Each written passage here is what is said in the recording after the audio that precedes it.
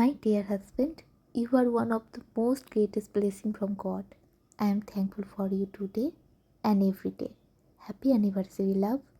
ঘড়িতে যখন ঠিক 12টা, খুব সাদামাটাভাবে অনেক ভালোবাসার সাথে একে অপরকে চকলেট দিয়ে আমাদের অ্যানিভার্সারির উইশটা আমরা সেরে ফেললাম। অ্যানিভার্সারির রাতে একটু ভালো খাওয়া দাওয়া করবো না, এটা হতে পারে? তাই রাতের ট্রিটটা আমি দেব বলেছিলাম ওকে। আর সেই জন্যই রাতের ডিনারটাও সেরেছিলাম 12টার পরেই।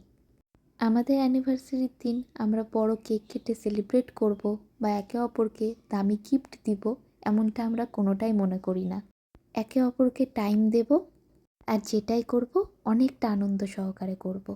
দুপুরবেলাতে যেহেতু ও ট্রিট দিবে বলেছিল, তাই আমরা দুজনা মিলে বেরিয়ে গিয়েছিলাম।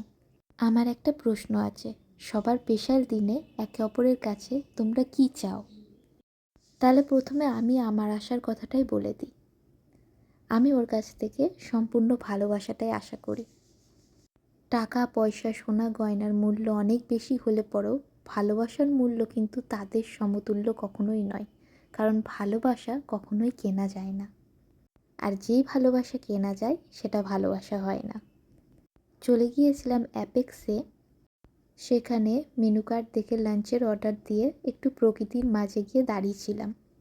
অর্ডার দিয়েছিলাম চিকেন মানচাও স্যুপ, মশলা কুলচা, নান, চিকেন আফগানি, আর ছিল আইসক্রিম আর মশলা কোলা, যেটার ক্লিপ নিতে আমি একদমই ভুলে গিয়েছিলাম। ওখান থেকে লাঞ্চ সারা হয়ে গেলে বেরিয়ে গিয়েছিলাম আতর কেনার জন্য। আমি আতর খুব পছন্দ করি, তাই দুটো আলাদা সেন্টের আতর ও আমাকে কিনে দিল।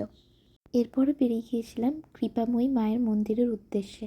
এই মন্দিরেই আমাদের বিয়ে হয়েছিল 2021 সালে। কীভাবেই দেখতে দেখতে 4টে বছর কেটে গেল। এইভাবেই আমরা যেন ভালো থাকি, অনেক সুখে থাকি মা, এই আশীর্বাদই করো।